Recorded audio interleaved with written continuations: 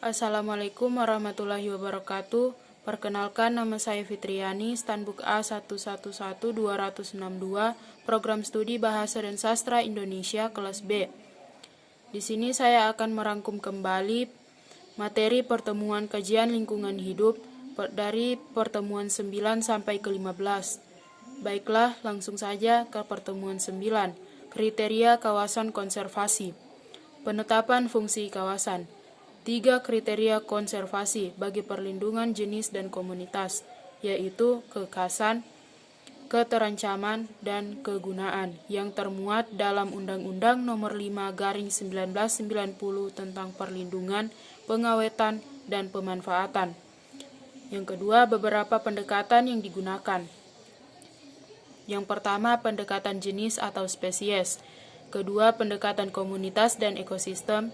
Ketiga, pendekatan kawasan dan manusia. Selanjutnya, yaitu penilaian kawasan konservasi berdasarkan pedoman penetapan kriteria baku KKL yang dikeluarkan Ditjen PHPA tahun 1995, yaitu yang pertama keterwakilan atau keaslian dan kealamian. Kedua, keunikan atau kelangkaan. Ketiga, laju kepunahan atau keutuhan ekosistem. Keempat, keutuhan sumber daya atau luasan kawasan. Kelima, keindahan alam atau kenyamanan. Keenam, kemudahan pencapaian atau nilai sejarah. Ketujuh, kehendak politik atau aspirasi masyarakat. Selanjutnya, kriteria umum penetapan kawasan konservasi. Kriteria dalam memilih calon lokasi konservasi ada 5. Yang pertama, kriteria ekologi. Kedua, kriteria sosial. Ketiga, kriteria ekonomi. Keempat, kriteria regional. Kelima, kriteria pragmatik. Yang pertama, kriteria ekologi. Kriteria ekologi memiliki 8 kriteria, tetapi saya akan membahas 4 saja. Yang pertama, keanekaragaman, varietas atau kekayaan, richness, ekosistem, habitat, komunitas, dan spesies. Kedua, alamiah, yaitu ketidakadaan gangguan atau perusakan. Ketiga, ketergantungan, yaitu tingkatan yang mana suatu spesies tergantung pada daerah yang ditempati, atau tingkatan yang mana suatu ekosistem tergantung pada proses ekologis yang terjadi di daerah tersebut. Keempat, perwakilan, representativeness, tingkatan yang mana suatu daerah memiliki suatu tipe habitat, proses ekologis, komunitas biologis, kondisi fisiologis, dan karakteristik alam lainnya. Lanjut ke kriteria yang kedua, yaitu kriteria sosial. Kriteria sosial memiliki 12 kriteria, tetapi saya akan memaparkan 4 kriteria dari 12 kriteria tersebut. Yang pertama yaitu penerimaan masyarakat, yaitu tingkatan dukungan masyarakat lokal.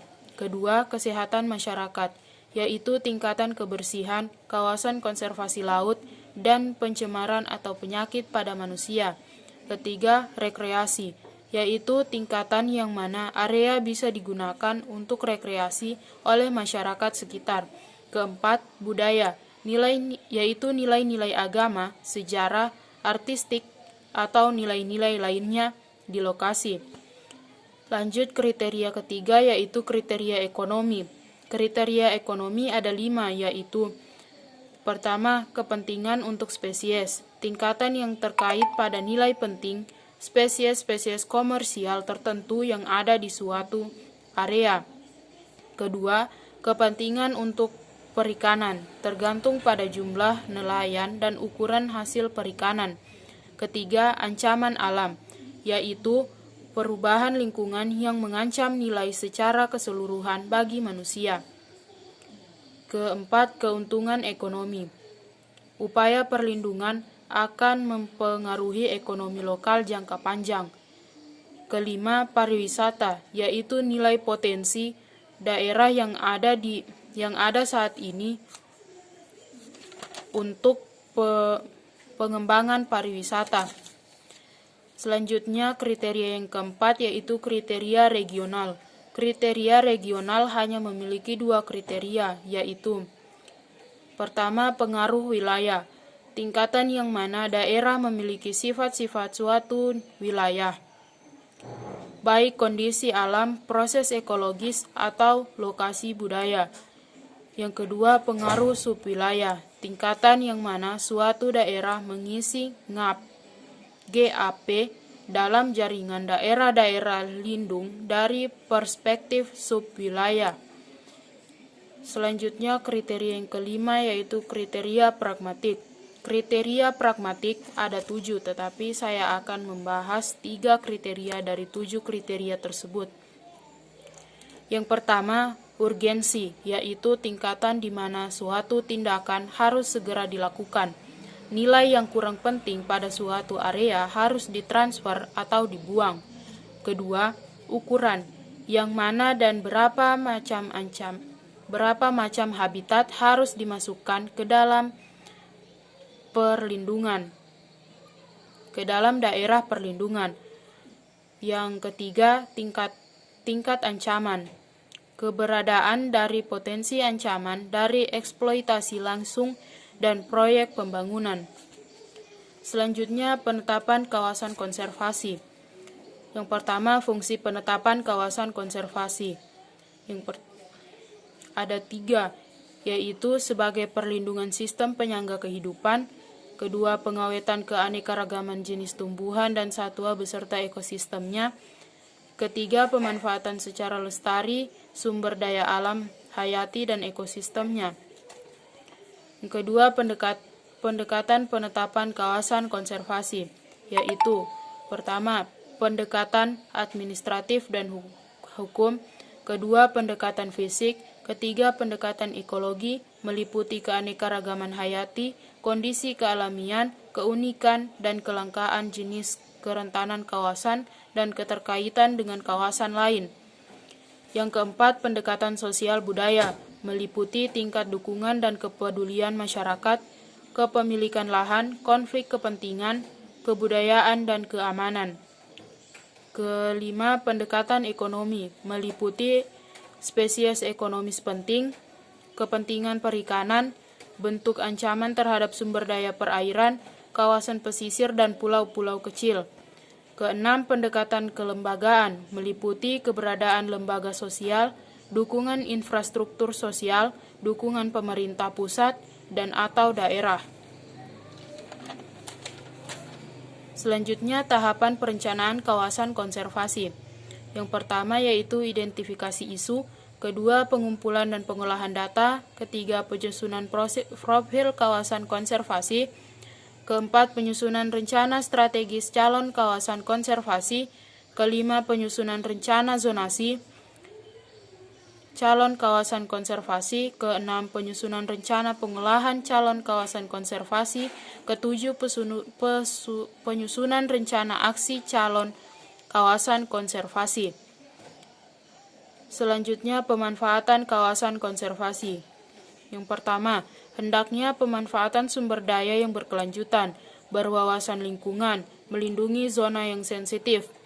Kedua, pemanfaatan diatur dalam zona tertentu sesuai peruntukannya.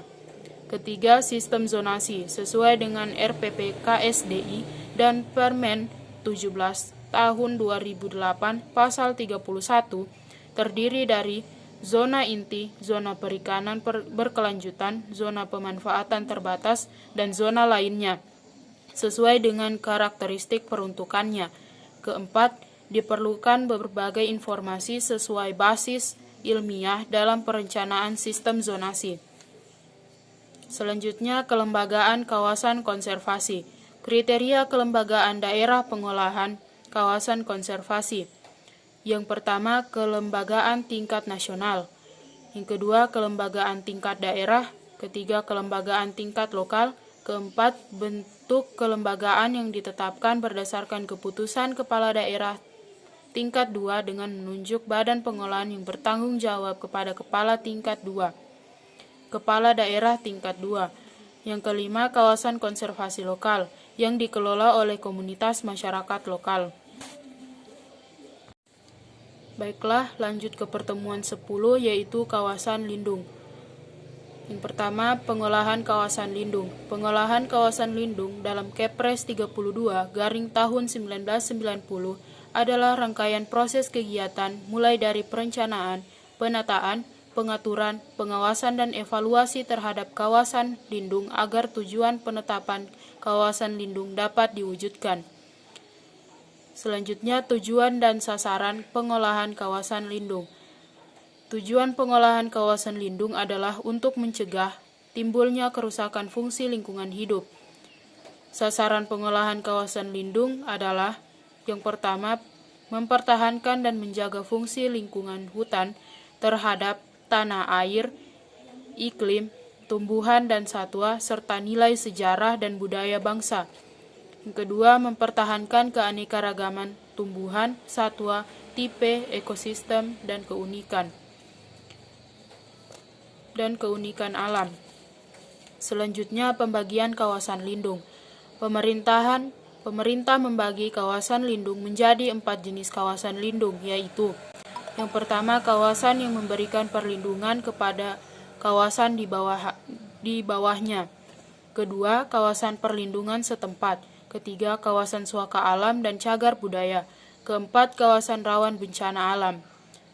Yang pertama, kawasan yang memberikan perlindungan kawasan di bawahannya terbagi lagi menjadi 3, yaitu kawasan hutan lindung, kawasan bergambut, dan kawasan resapan air. Kedua, kawasan perlindungan setempat terbagi menjadi 4, yaitu sempadan pantai, sempadan sungai, kawasan sekitar danau atau waduk, dan kawasan sekitar mata air. Ketiga, kawasan suaka alam dan cagar budaya terbagi menjadi 6, yaitu kawasan suaka alam laut dan perairan lainnya, kawasan pantai berhutan bakau, taman nasional atau taman hutan raya, dan taman wisata alam. Yang kelima, kawasan cagar budaya dan ilmu pengetahuan, dan yang terakhir, kawasan rawan bencana alam. Selanjutnya, kawasan rawan bencana alam. Perlindungan terhadap kawasan rawan bencana alam dilakukan untuk melindungi manusia dan kegiatannya dari bencana yang disebabkan oleh alam maupun secara tidak langsung oleh perbuatan manusia. Kriteria kawasan rawan bencana alam adalah kawasan yang diidentifikasi sering dan berpotensi tinggi mengalami bencana dan seperti letusan gunung berapi, gempa bumi, dan tanah longsor.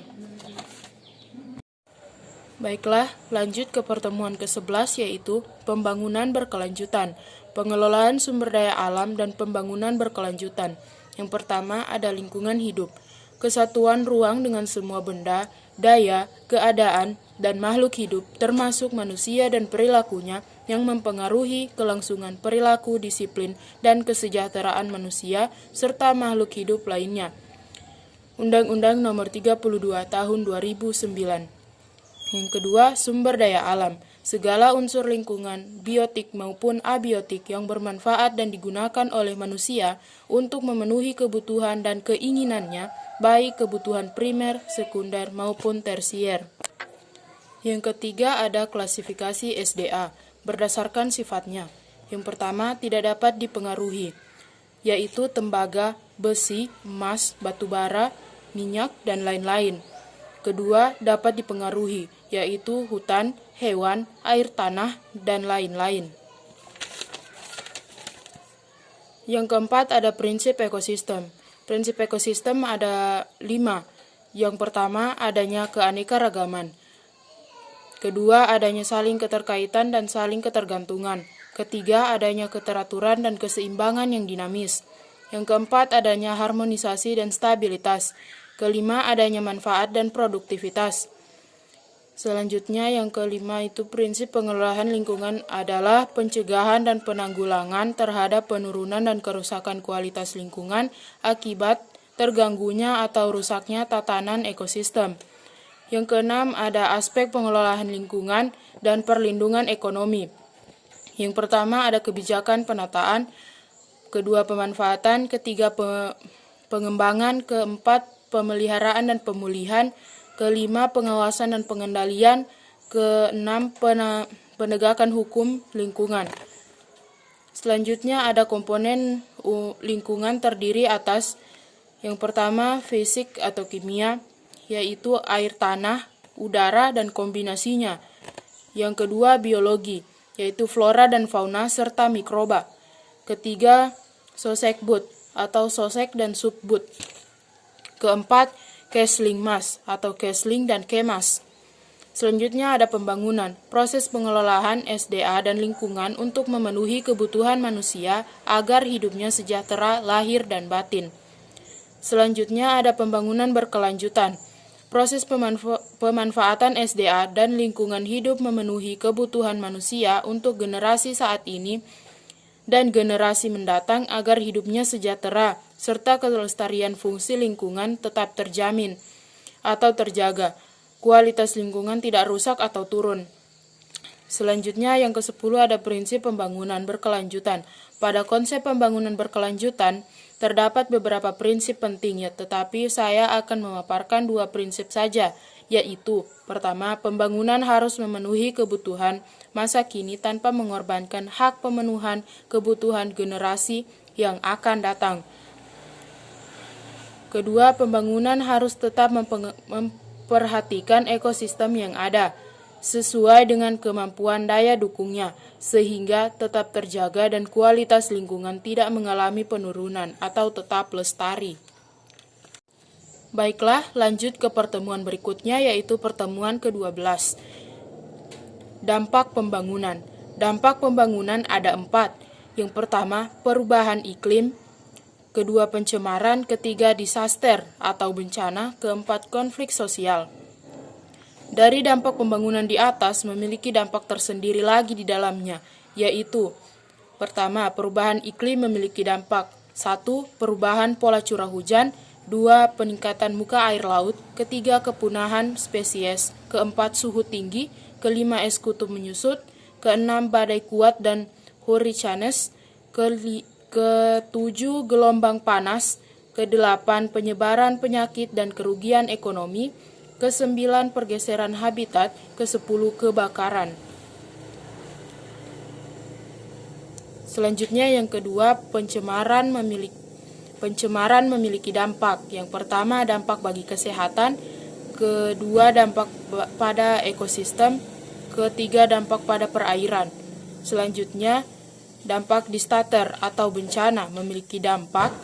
Yang pertama, dampak terhadap lingkungan, dampak terhadap infrastruktur, dampak terhadap kehidupan, dan yang keempat, dampak terhadap penilaian. Selanjutnya, dampak yang terakhir yaitu dampak konflik sosial memiliki dampak. Yang pertama, keretakan hubungan antar kelompok. Kedua, perubahan kepribadian pada individu-individu. Ketiga, kerusakan harta benda dan jatuhnya korban jiwa. Keempat, terjadinya dominasi dan penaklukan. Baiklah, lanjut ke pertemuan selanjutnya, yaitu pertemuan ke-13 yang diambil dari materi tugas, yaitu sumber daya alam yang potensial di daerah masing-masing. Sumber daya alam yang ada di sekitar tempat tinggal saya yaitu hutan, yang tepatnya berada di depan rumah saya. Pemandangan dari hutan tersebut bisa dibilang bagus dan indah karena ditumbuhi begitu banyak pepohonan. Akan tetapi, hutan tersebut tidak pernah diolah karena kalau diolah bisa-bisa akan menimbulkan bencana alam, yaitu tanah longsor. Manfaat yang dirasakan masyarakat sekitar karena adanya hutan tersebut yaitu udara di sekitar menjadi lebih segar dan sehat. Polusi yang disebabkan oleh kendaraan juga berkurang karena adanya hutan tersebut. Baiklah, lanjut ke pertemuan selanjutnya, yaitu pertemuan 14 dan 15. Pengaruh lingkungan terhadap kesehatan. Kesehatan lingkungan merujuk kepada karakteristik kondisi lingkungan yang dapat mengganggu kesehatan, terutama pada aspek yang pertama, gaya hidup, kedua, bahan toksik, ketiga, bahaya fisik, keempat, keadaan lainnya. Selanjutnya, tingkat perhatian terhadap kesehatan lingkungan. Yang pertama, bersurvival. pengendali wabah utama dan pengendali minimal sanitasi makanan dan minuman. Kedua, control of disease and injury, pengendali penyakit endemis, gizi dan luka. Yang ketiga, efficient performance, yaitu diet yang bagus, pemelihara lingkungan. Keempat, comfort, kepuasan lingkungan, estetika dan kenyamanan. Kelima, human survival, kelangsungan hidup spesies manusia. Selanjutnya, tingkat kesehatan lingkungan di dunia. Tingkat kelangsungan hidup dasar dari kualitas lingkungan sudah dapat dicapai. Kedua, namun malaria dan malnutrisi tetap merupakan masalah ekstensif. Yang ketiga, peningkatan penggunaan bahan B3 menyebabkan penyakit degeneratif dan kanker. Selanjutnya, hubungan manusia dan lingkungan. Yang pertama, status kesehatan merupakan refleksi dan hasil akhir interaksi kompleks antar sistem biologis internal dan sistem lingkungan eksternal secara keseluruhan. Yang kedua, sistem penyangga kehidupan menyediakan kebutuhan mendasar aktivitas manusia. Ketiga, akibat aktivitas manusia yang terdiri dari industri, pertanian, transportasi, pemukiman, dan sebagainya, menghasilkan limbah dan residu.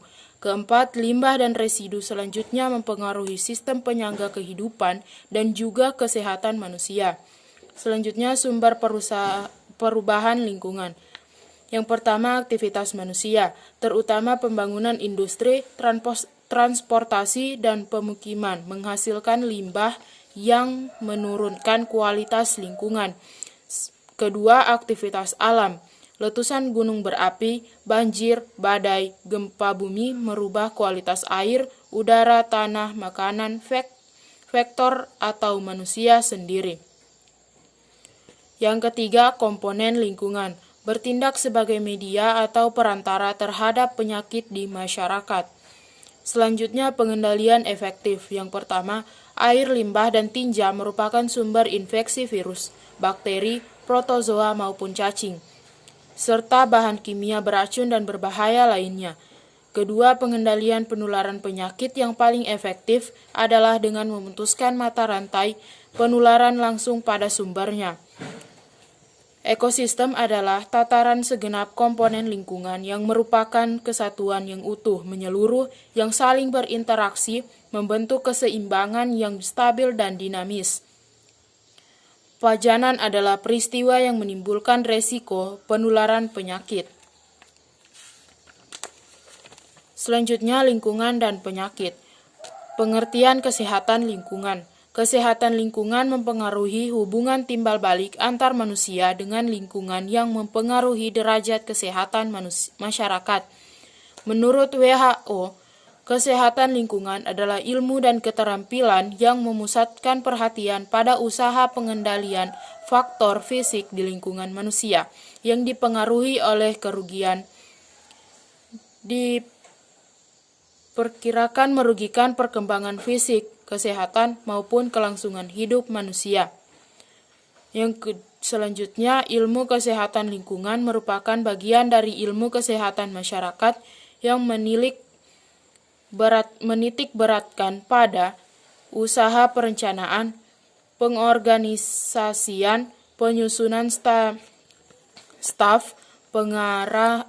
pengerahan, koordinasi, aktivitas pengendalian lingkungan, sehingga menimbulkan perkembangan fisik, derajat kesehatan, serta kelangsungan hidup manusia. Yang ketiga, ruang lingkup kesehatan lingkungan mencakup yang pertama, menyediakan air, yang kedua, pengelolaan limbah, ketiga, sanitasi makanan, keempat, sanitasi pemukiman dan tempat-tempat umum, kelima, pencemaran lingkungan, keenam, pengendalian vektor atau binatang pengganggu dan rodent atau tikus. Ketujuh, keselamatan dan kesehatan kerja. Selanjutnya, kesehatan lingkungan di Indonesia. Negara tropis kepulauan yang memiliki keuntungan dan kerugian. Keuntungannya yaitu temperatur panas, masyarakat religius, dan kerugiannya yaitu udara lembab, banyak genangan air, pendidikan rendah, adat istiadat tradisional, sanitasi lingkungan belum baik, awal industrialisasi atau pencemaran.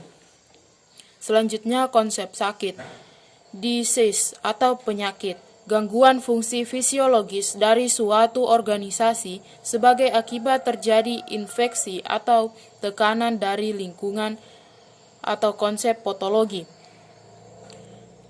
Yang kedua, illness atau sakit, penilaian individu terhadap pengalaman menderita suatu penyakit dalam konsep kebudayaan. Itulah tadi pemaparan materi pertemuan 9 sampai ke 15 dari saya di mata kuliah kajian lingkungan hidup. Lebih dan kurangnya saya mohon maaf. Wabillahi taufiq wal hidayah. Wassalamualaikum warahmatullahi wabarakatuh.